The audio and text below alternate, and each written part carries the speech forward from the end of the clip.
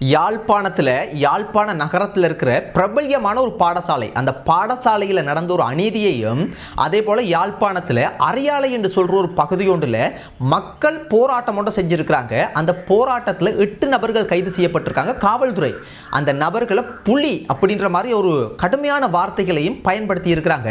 இந்த 2 விஷயத்தையும் தான் நான் உங்களோட கதைக்க போகிறேன். முதலாவது, யாழ்ப்பாண நகரத்தில் ஒரு பிரபல்யமான பாடசாலையில் படிக்கிற ஒரு மாணவி ஒருத்தவங்க, அந்த 10ஆம் வகுப்பு படிக்கக்கூடிய சின்ன வயசு அந்த மாணவியும் அந்த மாணவியினுடைய அம்மா அப்பா சேர்ந்து மனித உரிமைகள் ஆணைக்குழுல ஒரு முறைப்பாடு ஒன்று கொடுத்துருக்காங்க.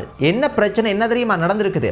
அந்த பாடசாலையில் எனக்கு தெரிஞ்சு ஒரு மாணவி வெளியே துணிச்சலாக வந்து அம்மா அப்பாட்ட சொல்லி இந்த விஷயத்தை வந்து வெளிப்படுத்தி இருக்கிறாங்க. இன்னும் எத்தனை பிள்ளைகளுக்கு அந்த பாடசாலையில் இதுபோல் அநியாயங்கள் நடக்குதோ எனக்குண்டா தெரியல. என்ன நடந்திருக்குண்டா, அந்த மாணவிட்ட அந்த ஆசிரியர், இப்போ ஒரு ஆசிரியர் செய்கிறனால எல்லாரையுமே நம்ம வந்து தவறு சொல்ல முடியாது, எல்லாரையுமே குத்தம் சொல்ல முடியாது. ஆனாலும் இதுபோல தவறான நபர்களும் இருக்கத்தான் செய்கிறாங்க. அவர் இந்த பள்ளிக்கூடம் படிக்கிற இந்த மாணவிட்ட பாடம் எடுக்கிறேன், அது செய்கிறேன், இது செய்கிறேன் என்ற பேரில் ஒரு மோசமான பாலியல் ரீதியான சேட்டைகள், பாலியல் ரீதியான கதைகள், வார்த்தைகள், முஸ்பாத்தி பகடிண்டு ஒரு கட்டுக்கடங்காத எல்லை மீறி போன காரணத்தினால முடியாத கட்டத்தில் அந்த மாணவியும் பார்த்து பார்த்து பார்த்து பார்த்து முடியாத கட்டத்தில் தன்னுடைய வீட்டை அம்மா அப்பாட்ட வந்து சொல்லியிருக்கிறாங்க, இது போல் வந்து ஒரு ஆசிரியரை என்னைய தொந்தரவு பண்ணுறாங்கன்ட்டு.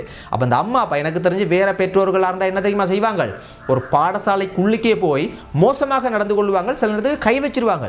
ஆனால் எனக்கு தெரிஞ்சு இந்த பெற்றோர் கொஞ்சம் மரியாதையான ஆட்களாக இருப்பாங்கன்னு நினைக்கிறேன். என்ன செஞ்சுருக்காங்கண்டா, அவங்க அந்த பாடசாலைக்கு போய் அந்த பாடசாலை பள்ளிக்கூட நிர்வாகத்திடம் இதுபோல் ஒரு தவறு ஒன்று நடக்குது, அந்த ஆசிரியரை என்னென்று பாருங்க, விசாரியுங்க, சரியான நடவடிக்கைகளை வந்து எடுங்க, எங்களோட மகள் வந்து இது வந்து சொல்லும்போது கவலையாக இருக்குது, துன்பமாக இருக்குன்னு மரியாதையாக சொல்லி இருக்கிறாங்க.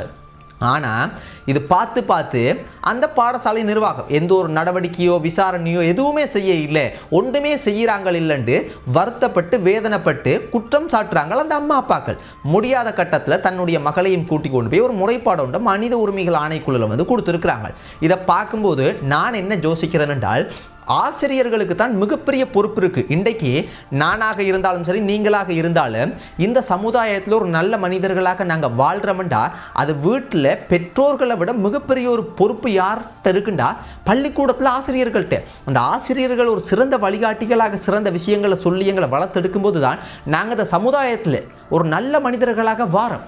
அது அந்த பொறுப்பு மிகப்பெரிய பொறுப்பு ஆசிரியர்களுக்கு இருக்குது. அப்படி நிறைய நல்ல ஆசிரியர்கள் இருக்காங்க, தங்கமான எத்தனையோ தங்கமான ஆசிரியர்கள், சூப்பரான ஆசிரியர்கள் இருக்காங்க. அன்பாக கதைப்பாங்க, நிறைய சின்ன சின்ன சப்பாத்தில் பேக்கிலண்டெல்லாம் வாங்கி கொடுப்பாங்க, எனக்கெல்லாம் வாங்கி தந்துருக்குறாங்க. இப்படிலாம் நிறைய நல்ல பேர் இருக்கிறாங்க. ஆனாலும் இந்த ஆசிரியர் என்ற பெயரை பயன்படுத்தி கொண்டு சில நபர்கள் சில தவறான விஷயங்களும் செய்கிறாங்க தான். இப்போ இந்த பள்ளிக்கூடம் படிக்கிற இந்த மாணவர்களோ மாணவிகளோ எல்லாரும் தான் இந்த போதைப் பொருளுக்கு அடிமையாகிற வீதம் போகுது, அதிகமாகி கொண்டு போகுது. அம்மா அப்பாவுக்கு தெரியாமல் கள்ளக்களவா இந்த கிளாஸுக்கு போகிறேன், அதுக்கு போகிறேன், இதுக்கு போகிறேன்னுலாம் பொய் சொல்லிக்கொண்டு இதுகளை பாவிக்கிறது, அம்மா அப்பாட்ட அந்த தேவை இந்த தேவை காசுகளை வாங்கி இந்த போதைப் பொருளை வாங்குகிறது. பள்ளிக்கூடத்துள்ளுக்கே இந்த ஆசிரியர்களுக்கு அதிபர்களுக்கு தெரியாமல் வந்து கள்ளக்களவாக பாவிக்கிறது, இது போல் எத்தனையோ விஷயங்கள் பிடிபட்டிருக்குது, தெரிய வந்திருக்குது. அப்போ இதெல்லாம் பார்க்கும்போது ஆசிரியர்களுக்கு, அம்மா அப்பா பெற்றோர்களுக்கு மிகப்பெரிய பொறுப்பு இருக்குது. இந்த போதைப் பொருளுக்கு சிக்கப்படாமல் அவங்களோட பிள்ளைகளை இந்த சமுதாயத்திலேருந்து பாதுகாக்கிறது மிகப்பெரிய ஒரு கடினமான விஷயம். இதுலேயே வந்து மிகப்பெரிய ஒரு நேரத்தை செலவிட வேண்டியிருக்கு. ஆனால் இதெல்லாத்தையும் விட்டு இப்படியும் ஒரு பிரச்சனை பள்ளிக்கூடத்துள்ளுக்கு இருக்குண்டா எவ்வளோ கவலையாக இருக்கும். உண்மையாகவே என்னதான் நடந்தாலும், என்னதான் செய்திகள் வந்தாலும், என்னதான் நடந்தாலும் பள்ளிக்கூடம் தான் பிள்ளைகளினுடைய மிகப்பெரிய ஒரு பாதுகாப்பான இடம், அவங்களுடைய எதிர்காலத்தை தீர்மானிக்கிற இடம். அதனால் இதுபோல் ஆசிரியர்கள் யாராவது ஒரு பள்ளிக்கூடத்தில் நடந்து கொண்டா இருந்தால் உடனே அந்த கலைகளை அகற்றணும். உடனே அந்த சில நேரத்துக்கு அந்த வெள்ளாமை விதைக்கும் போது வந்து சில களைகள் வரும், அதை வந்து பிடுங்கி எடுப்பாங்க. அதை போல் இவங்களை பிடுங்கி எடுக்கணும், இவர்களையெல்லாம் விடக்கூடாது, இவங்கெல்லாம் விஷம். அதுக்காக சில நேரத்துக்கு நிறைய ஆசிரியர்கள் வந்து தவறாக எடுத்துக்கொள்ளக்கூடாது. ஆசிரியர்களை நான் தவறு சொல்கிறேன்ட்டு, இவர்கள் முதலாவது ஆசிரியர்களே இல்லை. வெளியில் வந்து பாருங்கள், நான் இதை கதைக்கிறனால நான் உங்களுக்கு சொல்கிறேன், இந்த காவல்துறையெல்லாம் உயிரோடு இருக்காங்களான்னு எனக்கு தெரியல. ஏனென்றா இந்த பள்ளிக்கூடத்துக்கு வெளியே நிறைய இந்த தலையை முடியெல்லாம் டையெல்லாம் அடித்து கொண்டு கடுக்கான் குத்தி நிறைய செயினெல்லாம் போட்டு இந்த ஷர்ட்டும் போட மாட்டாங்க, டிஷர்ட் ஒன்றுகளை போட்டுக்கொண்டு எத்தனையோ பாடசாலைகளில் வெளியில் இந்த 10ஆம் வகுப்பு 11ஆம் வகுப்பு 12ஆம் வகுப்பு படிக்கக்கூடிய பிள்ளைகள் போகும்போது சிரிக்கிறது, பல்ல காட்டுறது, வெளியே வரும்போது இந்த பிள்ளைகளும் அறியாமல் அதில் சிக்கப்பட்டு படிப்பை இடையோடு நிறுத்திட்டு அவங்கள திருமணம் பண்ணி அந்த திருமண வாழ்க்கையை மோசமாகி சாப்பாடும் இல்லாமல் நிறைய விஷயங்களை பார்க்குறவனே கவலையாக இருக்குது. அப்போ காவல்துறையெல்லாம் இதெல்லாம் பார்க்குற இல்லையா, கேட்குற இல்லையா? காவல்துறை இருக்கிறது முண்டு, இல்லாமல் இருக்கிறது முண்டு. இதெல்லாம் கதைக்கும் போது எனக்கு வந்து கோபம் வருது, எல்லாமே எனக்கு ஞாபகம் வருது. அப்போ பெற்றோர்களே கவனமாக இருங்க. இன்னொன்று, சில நேரத்துக்கு அந்த ஆசிரியர் ஒரு நல்ல ஆசிரியராக இருந்து வேறு ஏதாவது ஒரு பகை, வேறு ஏதாவது ஒரு காரணத்துக்காக இந்த மாணவி, இந்த பெற்றோர்கள் சேர்ந்து ஒரு பொய்யான ஒரு முறைப்பாடு அந்த ஆசிரியரை வந்து தண்டிக்கணும், இல்லைண்டா வேற ஒரு நோக்கத்துக்காக செய்கிறாங்களான்னு எனக்கு தெரியல. இவ்வளோ சந்தர்ப்பம் இருக்காது. ஆனாலும் இப்போ இருக்கிற காலகட்டத்தில் எதையுமே நம்ப முடியாது. அதனால காவல்துறை சரியான முறையில் பக்கசார்பு இல்லாமல் காசை வாங்கி கொண்டு உள்ளால வந்து வேலை பார்க்காம உண்மையாகவும் நேர்மையாகவும் விசாரித்து தகுந்த தண்டனைகள் யாராக இருந்தாலும், யார் மேலே தவறு இருக்கோ அவங்களுக்கு வந்து நீதியை நிலைநாட்டணும். இன்னொன்று, அரியாலையில் ஒரு 8 நபர்கள் வந்து போராட்டம் செய்த மக்களை வந்து கைது பண்ணியிருக்கிறாங்க. அது கைது பண்ணினது மட்டும் இல்லை, அது இந்த புலிகள் என்ற வார்த்தைகள் எல்லாம் வந்து கடுமையாக காவல்துறை பயன்படுத்தியிருக்காங்க. என்னண்டா, ஒரு குப்பைகள் வந்து அந்த அரியாலை என்ற பகுதியில் ரோட்டோரத்தில் வந்து குப்பைகள் நிறைய கொட்டுறாங்க. அதற்கு எதிர்ப்பு தெரிவித்து ஒரு போராட்டம் மட்டும் செஞ்சுருக்காங்க. உண்மையாகவே நான் ஒரு 4-5 நாளைக்கு முதல், சில நாட்களுக்கு முதல் அந்த இடத்துக்கு நான் போகிறேன்னு, நான் அரியாலையில் எனக்கு தெரிஞ்ச ஒரு அன்பான ஒரு நல்ல ஒரு அக்காச்சி ஒருத்தவங்க, நிறைய பிள்ளைகளுக்கு உதவி செய்கிறவங்க, ஒரு சிறந்த அக்காச்சி ஒருத்தவங்க, அந்த அக்காச்சியினுடைய ஒரு அங்கிள் ஒருத்தவங்க இறந்து போயிட்டாங்க. அந்த துக்க வீட்டுக்கு நான் போனேன். நான் அந்த துக்க வீட்டில் கலந்து கொண்டு அந்த அங்கிளை வந்து பக்கத்தில் இருக்கக்கூடிய சிந்துபாத் என்று சொல்லப்படக்கூடிய அந்த புதைகுழியெல்லாம் தோன்றாங்க அங்கே தான். அப்போ அந்த புதைகுழி தோன்ற அந்த சிந்துபாத் மைதானத்தில் தான் அந்த அங்கிளை வந்து தகனம் செய்தாங்க. அங்கே போகும்போது நான் அந்த ஓரத்தில் பார்த்து, நான் அழகான அழகு, கொள்ளை அழகு, பார்க்கும்போது அந்த இயற்கையை பார்க்கும்போது கொள்ளை அழகாக இருக்குது. ஆனால் அந்த அவ்வளோ அழகான இடத்துல அந்த குப்பைகள் பேக்காக 1-2 இல்லை, நிறைய பேக்காக அந்த வீதி ஓரங்களில் போட்டிருந்தாங்க எக்கச்சக்கமாக. நான் பார்க்கும்போது யோசிச்சேன், ஒரு துக்க வீட்டுக்கு போனாங்க, அதில் இருந்து இதுகளை வந்து வீடியோ எடுத்து கதைக்கிறதெல்லாம் ஒரு அழகு இல்லை, அதனால் அதெல்லாம் வந்து நான் வந்து கடந்து போயிட்டேன். ஆனால் நான் யோசிச்சேன்னா இங்கேயும் இது போல தான் இருக்கிறாங்க மோசமான ஆக்கள் என்று யோசிச்சுட்டு இது போல மோசமான ஆக்கள் இருக்காங்க என்று கடந்து போயிட்டேன். மறுபடியும் அந்த தகனம் செய்துட்டு வரும்போது அந்த 2-3 குட்டீஸ் பையன்மார்களோட நான் கதைச்சு கொண்டு சேர்ந்து வாரேன். அதில் வந்து ஒரு டிராக்டரில் வந்து துப்புரவு செய்யக்கூடிய நபர்கள் வந்து அதை வந்து துப்புரவு செய்கிறாங்க. நிறைய இருக்குது, கொஞ்சம் அந்த ஒரு சின்ன பகுதியை துப்புரவு செய்கிறாங்க. அவங்க பார்க்கும்போது எனக்கு அதுவும் கவலையாக இருந்தது. அவர்கள் மனிதர்கள் தானே.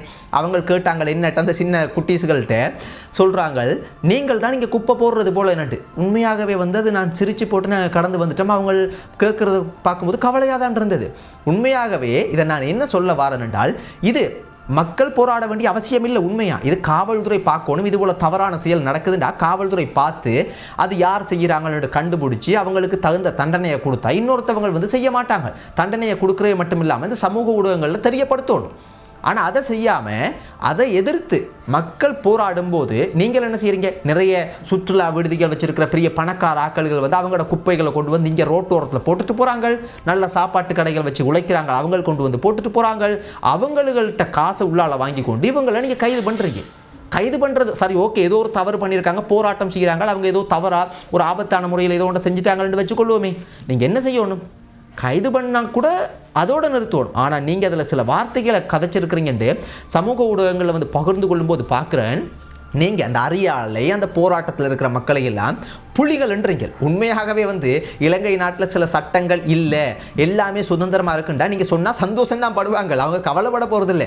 ஆனால் நீங்கள் முதலாவது ஒரு விஷயத்தை புரிஞ்சு கொள்ளணும். காவல்துறை என்னண்டா, காவல்துறை என்றது புலிகளுக்கோ இல்லைண்டா வந்து தமிழ் மொழி பேசக்கூடிய மக்களுக்கோ, சிங்கள மொழி பேசக்கூடிய மக்களுக்கோ, ஆங்கில மொழி பேசக்கூடிய மக்களுக்கோ, இஸ்லாமியர்களுக்கோ, பரங்கியர்களுக்கோ, கிறிஸ்தவர்களுக்கோ, இந்து சமயத்தை சேர்ந்தவங்களுக்கோ, இப்படின்னு ஒவ்வொன்று இன மத மொழின்னு பிரிச்செல்லாம் இல்லை. நீங்கள் எல்லாருக்குமே பொதுவானவங்க.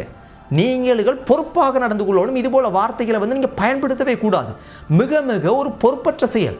உண்மையாகவே அந்த 8 நபர்களை கைது செய்ததை மிக மிக நான் கண்டிக்கிறேன். ஏனென்றால் இது சம்பந்தப்பட்ட விஷயங்களை கதைக்கும் போது உடனே சில நபர்கள் வருவாங்க, அதாவது மக்கள் பொறுப்புள்ள மக்கள் வந்து அந்த குப்பைகளை கொட்டுவாங்க, அவங்களும் பொறுப்பாக இருக்கணும்ண்டு. ஐயா ராசா, முதலாவது நீங்கள் ஒரு விஷயத்தை புரிஞ்சு கொள்ளணும். மக்கள் பொறுப்புலன்னு தெரியுது தானே. இன்றைக்கு பாருங்கள், பாராளுமன்ற உறுப்பினர் அர்ச்சுனா அவங்களெல்லாம் அதாவது முஸ்பாத்தியா பகடியா காய்ச்சாலும் ஜெனீவா, இந்த சுவிஸ், அர்ச்சுனா மட்டும் இல்லை, எத்தனையோ எங்களோட சொந்தங்களும் எத்தனையோ காணொலி வழியாக எத்தனையோ விஷயங்களை சொல்கிறாங்க, கதைக்கிறாங்க, எங்களோடையும் கதைக்கும்போது சொல்கிறாங்க. அந்த நாடு ஏன் அப்படி இருக்குது? அங்கே வாழ்கிற மக்களோட தரத்தை பாருங்கள். சாப்பாடாக இருக்கலாம், வாழ்வாதாரமாக இருக்கலாம், தொழிலாக இருக்கலாம், எல்லாம். ஏனெண்டா அங்கே ஒரு சிஸ்டம் வந்து அந்த நாட்டு மக்களால் உருவாக்கப்பட்ட அரசாங்கத்தால் வந்து செயல்முறைப்படுத்தப்படுது. அவங்களோட கல்வி, அவங்களோட அறிவு எல்லாத்தையும் அவங்களோட ஆளுமையை அவங்க காட்டுறாங்க. ஆனால் இங்கே நீங்கள் என்ன செய்கிறீங்க? மக்களையே ஒவ்வொன்றிலையும் குறைய சொல்லி கொண்டிருந்து பிரயோசனம் இல்லை. மக்கள் ஓட்டு போட்டு மக்கள்கிட்ட இருந்து வரிப்பணத்தை பெற்று ஒரு அரசாங்கமாக செயல்படுறீங்கன்னா அரசாங்கத்தினுடைய இந்த அரசாங்கம் ஒரு சிறந்த அரசாங்கமாக முயற்சி செய்கிறாங்க பார்க்கும்போது தெரியுது. ஆனாலும் அதுக்காக இந்த விஷயங்களை பார்க்கும்போது அரசாங்கம் நல்லா செய்கிறாங்கன்ட்டு கீழே இருக்கிற பிரதேச சபையோ அதிகாரிகளோ ஒவ்வொருத்தவங்களையே நாங்கள் குறை சொல்ல முடியாமல் இருக்காது. நீங்கள் செய்ய வேண்டியது என்னடா, உங்களோட ஆளுமை என்னடா, மக்கள் மேலே தவறு இருக்குண்டா அந்த சிஸ்டத்தை ஃபாலோ பண்ணுறதுக்கு அரசாங்கம் உட்பட அவ்வளோ பேரும் பிரதேச சபை அந்த இடத்துல இருக்கக்கூடிய அதிகாரிகள் அவ்வளோ பேரும் செய்யணும். ஒரு சிஸ்டத்தை ஃபாலோ பண்ணுறதுக்கு நீங்கள் தான் அதை உருவாக்கணும். அதுக்கு தான் உங்களுக்கு சம்பளம் தந்து எங்களோட வரிப்பணத்திலிருந்து ஒரு அரசாங்கம் உருவாக்கப்பட்டு அரசாங்கம் ஒரு நாட்டை வழிநடத்துறதுக்கு உருவாக்கப்பட்டிருக்கு. அதை தவிர்த்துட்டு மக்கள் என்று குறை சொல்லிட்டு இருக்கிறதுல ஒரு பிரயோசனமும் இல்லை. காவல்துறை தான் உண்மையான காவல்துறையாக இருந்தால் அதை தகுந்த நடவடிக்கைகள் பிரதேச சபையிட்ட கேள்வி கேட்கணும். நீங்கள் இருக்கிறீங்களா, ஏன் இதை சரியாக செய்யறீங்கல்ல, பொறுப்பாக செய்யறீங்கல்ல, என்ன நடக்குதுன்னு ஒரு ரிக்வஸ்ட் பண்ணணும். ஆனால் மக்கள் அதெல்லாம் நீங்கள் எல்லாருமே செய்கிற தவறால அது அந்த நிலைமைகள் அப்படி மோசமாக இருக்குது. மக்கள் போராட்டம் செய்கிறாங்க. மக்களை போராடுற நிலைமையில் வச்சனால நீங்கள் தான் குற்றவாளிகள். மக்கள் குற்றவாளிகள் என்று கைது பண்ணுறீங்க. மக்கள் குற்றவாளிகள் இல்லை, நீங்கள் தான் குற்றவாளிகள். ஏன்னா மக்களை போராடுற நிலைமையில் நீங்கள் தான் வச்சுருக்கிறீங்க. காவல்துறை உட்பட அந்த குப்பைகள் அந்த இடத்துல போடுறதுக்கு அதுக்கு பொறுப்பாக இருக்கிற அதிகாரிகள், பிரதேச சபை எல்லாரும் தான். உங்களை கைது பண்ணால் நீங்கள் சும்மா இருப்பீங்களா? மக்களை போராடுற நிலைமையில் வச்சு போட்டு போராடுற மக்களை புலிகள் என்று சொல்லி கைது பண்ணுறீங்க என்றால் நீங்கள் எப்பேற்பட்ட மோசமான ஆக்களாக இருப்பீங்க. நன்றி சொந்தங்கள். இந்த 2 விஷயமும் நேற்றைய முன்தினமே கதைக்க வேண்டிய விஷயம். ஆனால் பெரிய அளவுக்கு ஊடகங்கள் கதைக்காமல் இதை அப்படியே கடந்து போகிறாங்க. அதனால தான் நான் இந்த விஷயத்தை கதைச்சினேன். நன்றி.